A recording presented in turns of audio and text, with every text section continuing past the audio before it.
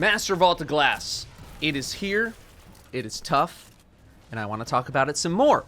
But this time, Elitist Datto is here to offer you advice on how to beat this place, assuming you're around the 1335 to 1340 power level. Look, I don't get to be Elitist very often anymore, okay? So let me just have this one. This is not going to be tailored to people below 1335. This is not going to be sugar-coated. There will not be a non-meta guns variant of this video. This is also going to touch on some advice on raiding in general that I feel like should be heard. And we're going to talk about that general advice first, and then move to encounter-specific advice. I'm going to sound like a jerk this whole video. I know the tone. I know what I sound like. But I just really want it to sink in that this is not your average activity. And eventually, after all the loadout swaps and the subclass changes and the mod flipping and all that stuff, eventually, get good is gonna be the answer. That or go grind out some more levels. This place is really hard. So, the biggest thing that I wanted to discover is why people were failing certain encounters. And I asked my audience on Twitch to send me gameplay of them playing the raid on the first day if they had it. I saw a lot of comments on Reddit. I'm getting one shot. We couldn't even open the doors. We're stuck on Templar. And I wanted to see what was holding people up. I wanted to see some actual gameplay of people playing on the first day. I'll be the first to admit that my first run of Master Mode had a stacked group. Not only was I playing with my world first squad, but several of them were very high level. I went back in with another group that wasn't as high level, and I got a lot more insight. And, like I just said, I watched some gameplay of my audience. Now, the biggest complaint that I saw about Master VoG is that people are, quote, getting one shot. I'm getting one shot, everything kills me in one hit, and yet people are literally out here using reserve mods instead of defense mods on their gear. Let me tell you something. Double stacking some GL reserve mods is gonna do bupkis for you here. Zero. But my Anarchy shots, Datto. Shut up. You need to be equipping defense mods, and there is no exception to this. Solar and void damage protection, protective light with taking charge, get some of that rolling. Concussive dampener, put it on. Put these mods on right now. If you are dying a lot, you need to equip these mods, period. There is so much ammo dropping during VoG that there is no need to get a couple of extra special weapon shots by sacrificing this much defense. What about resilience? If you're at 3 or fewer resilience, I would try to bring it up to 4 or 5 for any fringe cases where you are actually getting one shot, but the mods are going to be way better for you. Like, okay, Templar. Templar can still kill you through a Well of Radiance if you're not high enough level. If you have the mods on, it's much harder, but it can still happen. Bring in Protective Light and Taking Charge. Someone pops a well. You scoop 2 orbs. Then Templar shoots your shields off. It activates Protective Light. Now you have 10 seconds of enough damage resistance that you are not going to die. Then, if you also have a Ward of Dawn, that's another 2 orbs. You refresh your buff, scoop the orbs, your shields break again. That's another 10 seconds of not dying. Chaining this effect gives you so much survivability. The next thing is teamwork and team shooting. I noticed that in some gameplay, people were off shooting and killing high priority targets on their own, like Overload Minotaurs. Now, these targets are already tough to kill at level solo. Now you're trying to kill them under level solo. This can't happen. Communication needs to be happening with your team. If you're split 2-2-2 during the vault opening, you and your partner need to be linked at the hip and shoot everything together as much as possible. You're stunning champions together, you're focus firing together. Number 3 is your positioning. Some of you are playing way too aggressive for your own good, probably because you're not used to the game kicking your ass, and you are not taking advantage of the cover options that you have available. If you are 15 levels under, yes, even that goblin is a threat, and if there's 2, forget about it. You cannot be playing fast and loose when you're 15 levels under. The game does not care if you don't like it. If you don't like it, well, you and your team, you can go to orbit and you go play Override instead. Staying out of line of sight of Templar, knowing where hobgoblins can shoot you, head glitching on the stairs.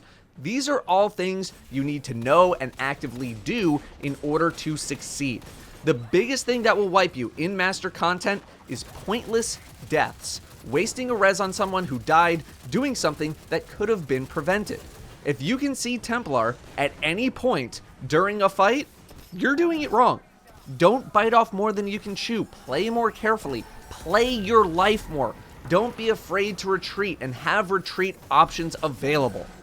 Let's get encounter specific now. Opening the vault, confluxes, and oracles. My second time through, my team was mostly using non-stasis subclasses, and we were struggling, although that was mainly on oracles, not necessarily confluxes. If you are not abusing stasis in these first, technically, 3 encounters, I don't know what you're doing. Warlocks, if you're not abusing Bleak Watcher, I don't know what you're doing. Half of your team should be on stasis at a minimum. If you want to keep a couple of Thunder Crash Titans around as backup burst damage for Wyverns or whatever high priority target, that's fine. But if you're on a Warlock, you better be on stasis. See, something that players aren't used to is crowd control actually being necessary in Destiny. In every other activity that we do, things die so quickly, and the best form of crowd control is killing your target. You're not always going to be able to kill the things the moment they pop out, and sometimes you need a breather.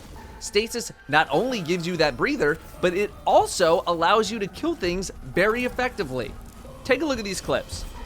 I'm able to chain freeze and stun an overload champion for like 20 to 30 seconds, allowing my team to take care of oracles. I get a diamond lance, I yeet it at the overload, it unfreezes a little bit later, couple shots with a hand cannon, blap blap, stuns it again, then I grab another lance, freeze the overload. Here's another clip. One dusk field grenade and some hand cannon shots completely wipes out a dozen goblins. And you know what the best part is? My stasis build isn't optimized at all. I literally just threw it on. You can do even better than I did. Put on stasis. Loadouts. At the door opening, believe it or not, I was using Hawkmoon, followed by Truth Teller and Falling Guillotine. Truth Teller and Falling Guillotine are both for Void Minotaur shields, and Hawkmoon was for overload stunning and taking out the Cyclops. You can't really use a sword very effectively on a Cyclops, but you can sure crit it with Hawkmoon. It's a very easy target to crit, which means you can get that full damage shot at the very end of the magazine, which basically deals half of its health bar on that final shot. Otherwise, be ready to game the moment you load in. If you start falling behind, try to recover, but there's nothing wrong with just going orbit and restarting. It happened to me with one of my teams. People weren't ready for how intense it was going to be. We just wiped it up, reset, loaded back in, and we cleared it in 2 to 3 minutes. You need to be hyper vigilant with the ads coming in. Things need to die immediately, and you got to use all of your resources. Moving to confluxes, I swapped to Fatebringer for overloads, Salvager's Salvo, and Anarchy because of arc shields, and because Salvager's is just stupid good, and Anarchy for Wyverns. Depending on what side you're on, you're also going to need some anti-barrier as well. Feel free to use whatever anti-barrier weapon that you want here. Let me just make something clear for any doubters out there, because apparently there are still some floating around. Anarchy is the best weapon in the game until whatever nerf it gets hit with happens. Arguments can be made for Anarchy being the best weapon in the history of the franchise. I don't really like using Anarchy. I don't care, and neither does Master Mode. If you are not using Anarchy because you don't like it, go back to Override. If you don't have it, that's another story, and I understand maybe not wanting to get it due to the potential upcoming nerfs, but that's the deal as of this video. Master Mode doesn't care if you don't like the best things in the game. It doesn't care if you don't like Stasis, or Anarchy, or double slug shotguns, or whatever else I'm going to talk about. If you actively choose to use other things because you don't like using Anarchy or Stasis, all you are doing is hurting your team's chances. Suck it up. Respect the enemies. Respect how fragile you are. If you can see Templar, Templar can see you, which means Templar can destroy you. Same with the Wyverns. Respect Wyverns. They will one-shot you. Tag them with Anarchy and back the F up. There is no reason to ever be close to a Wyvern unless you're thunder crashing into them or you're sorting them to death as they're sacrificing for the challenge mode. Play your life. Pretend it's trials or something. Whatever you need to tell yourself. You got no reses left. Play your life. Oracles. I use Ariana's Vow, Fatebringer, and a machine gun, actually. I wouldn't recommend your whole team go Ariana's. I would mix it up with some Xenophages in there as well. Ariana's is mainly for taking out Hobgoblins reliably, but you can also one-shot the Oracles while aiming down sights, assuming you have the first glance buff. The gameplay here is pretty similar to Conflux's. Kill whatever you can and crowd control everything else.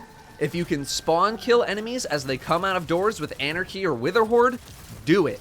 You need to make sure you're ready for Oracles every time. Split people up into Oracle teams and add killing teams because you will need some people solely focused on controlling the area. It's gonna get dicey, but the moment you lock in your Oracles, you'll be okay. Crowd control is king, it's queen, it's bishop, it's rook, it's every single piece on the chessboard. It's the best. Put on Stasis. Templar. How do you handle Templar? First time through, my team crushed it in like 3 or 4 teleport blocks. No problems. Second time, my team was a lower power level, and we killed Templar as the Oracles killed us. But we still got the loot, so that's a W. It is possible to get a no teleport kill at lower levels, but it is very demanding. The Relic player needs to chip in, and you need a little bit of luck with those detain bubbles. Not gonna lie there. The only time I've gotten a kill where Templar teleported was on contest mode, and we got him to about 10% health before he teleported. Otherwise, all of my kills have been no teleport kills. So I'm honestly not the most sure how a kill with teleports would go. But what I can tell you is that this is a bit of a damage check fight. If you cannot kill Templar with no teleports, you'll need to look at different options in order to extend the fight, in order to scoop more ammo, something like that. This means throwing on Anarchy, a sniper, and maybe Divinity. You need to get comfortable with how many teleports you can block before you can't handle the Minotaurs anymore. For most groups, I think that's going to be 1, 2 at the most. If you're blocking 3 or more, you're now going for the kill. Most of all, though, you need to just practice. You need to get familiar with how to survive. This is what my raid team does when going for world first raids. We figure out how to survive first, then we incorporate the damage later. It doesn't matter if you can deal a bunch of damage if you can't live long enough to actually kill the boss. Get familiar with the spawns, with how many overloads you can take on, lines of sight, coordination. But honestly, you should really just get some good double slugs rolling, get a couple of wells, hit your shots, and see what you can do here. If that fails miserably, you're going to need to swap, or you're going to need to just level up more. Gatekeeper. Gatekeeper is a very intense fight, especially with the challenge mode, as it requires you to handle unending waves of Vex. The challenge just ticks up the difficulty because now you need to hit really specific timings. I will say that I don't think Gatekeeper non-challenge mode will be nearly as difficult, but it'll still be tough for people who aren't used to fighting higher level mobs. First off, go right back to Stasis, use Anarchy or Witherhorde or something that deals damage over time if you plan on entering a portal. If you are struggling to keep up with the waves of dudes that are going to be marching on you, you need to be on Stasis. Period. You should probably be on it anyway. There's no boss here. Put on Stasis. My loadout was again Fatebringer, Salvager Salvo, and Anarchy. Cellular Suppression Warmind cells are also going to work wonders here. Consider it as an option. The portals need to be opened immediately. Have people standing on the plates as that first Gatekeeper dies. Goblins start spawning immediately. They don't wait for you. A delayed portal is going to hurt. Regardless of if you're doing the challenge or not, the Relic holder, I think, needs to get into the correct portal after that first Minotaur and Wyvern callout is made before the Gatekeeper spawns. Keep comms clear, make that call out instantly. Not getting into the portal before the Gatekeeper spawns is just going to set you back. It's not a wipe, but you need to be ready to play catch up almost immediately. Again, this fight is about ad control and ad killing. Stasis, stasis, stasis. You need to be ready to take on Master and GM tier enemies by yourself for a good stretch of time. If that is something you are not ready for, start practicing in Nightfalls, whether it's with a group or by yourself. You need to get familiar with how fragile you actually are when in content like this, and how little damage you're dealing when you're around that 1335 to 40 marker. The only thing that'll get you familiar is practice. After the entire portal phase ends, part 2 shouldn't really be much of an issue, just don't forget to hot swap to some anti-barrier weapons. People should not be dying in the throne room, period. You do not need to stand on the plate the entire time unless you have raid mods, but otherwise, you can move around. Whoever the third person in the throne room is, they should be in between the plates, helping with overload minotaurs as they spawn in. No deaths here. Do not waste your tokens. Ideally, there should be no deaths, as even one can cause a wipe if it's in the wrong spot. Here's some gameplay of me at 1337. This is what I think you need to be capable of if you want to stand a chance in the portal area by yourself. Yo, about to submit an idea. Bungee down Right there, side that's again. good. Right side. Coming. Okay. You are blind, sir? Gatekeeper? You in now? Yeah, let me know. Yep.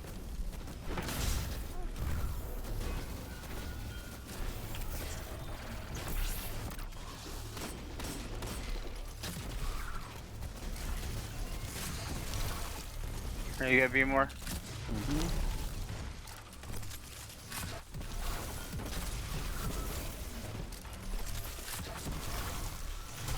Yeah, it's all green ale now. There it is.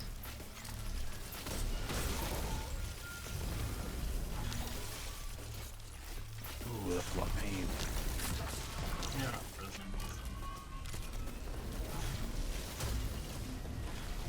We're ready. Hey. Okay. Kill. Go for it.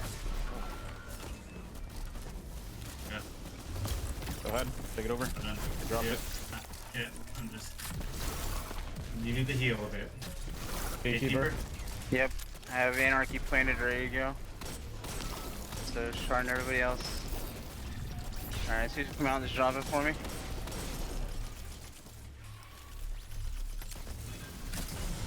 Okay, I am coming in right side right now. I'm in. I'm ready to kill. Go ahead and kill. Dead. Should be wide open for you, Fitzy. Yep, thank you. Atheon. I'm struggling to find advice that isn't just going to be immediately met with just stand in the back to not get hit by ads, lol. And look, if you want to handle the fight that way, be my guest. Me and my team, we don't like it, so this advice is going to be for people who don't do that. We had a fourth person join the teleported team to make ad clear as consistent as possible. They would also stay in there because otherwise they wouldn't be able to see in the throne room after a short time. We would drop a well by the portal and just stand in it, killing all of the ads that spawned immediately and then killing oracles as they popped up. We're a bit more familiar with the fight now, so we'll probably go back to 3 people pretty soon. This does leave a situation where 2 people are left to defend the throne and do oracle callouts, which can be a tall order, I know. Also, the barrier hobgoblins do not respawn if you don't kill them in the portal room. If you use this method, then killing them isn't really that much of a problem, but surviving their damage is also not a problem if you just sit in a well. Besides that, if you can get some of the major harpies dead before damage starts on Atheon, that's going to be ideal, since Atheon and harpy damage can kill through a Well of Radiance if you opt to damage from the middle. If you're going to deal damage from the sides, the burst damage is not as bad, but you'll have to watch out for supplicant harpies, which will just insta-kill you and might be even more problematic. For the first time ever, I tried the whole middle tree hammer fusion grenade spam thing, and it worked out quite well after I got used to the rotation of spamming Anarchy at the boss, then throwing a grenade, then doing a snipe shot before my grenade came up, blah, blah, blah, blah. I suppose it wouldn't be a bad idea to have someone just spam Salvager's salvo shots at the harpies on the sides to make sure people don't die in between throwing fusion grenades. That might be another thing for a Titan as well. I think that's about it. I did some viewer analysis on my Twitch page that I turned into some highlights. Links are in the description if you want a more thorough overview of what that looks like. But otherwise, that's what I got for you. Again, it doesn't matter how not fun you think Master VoG is. All right? If you want to beat it, this is what you got to do. You got to put on the best stuff. You got to maybe do some things you don't want to do. Most of all, got to get good. Good luck in there. Thanks for watching. I'll see you next time.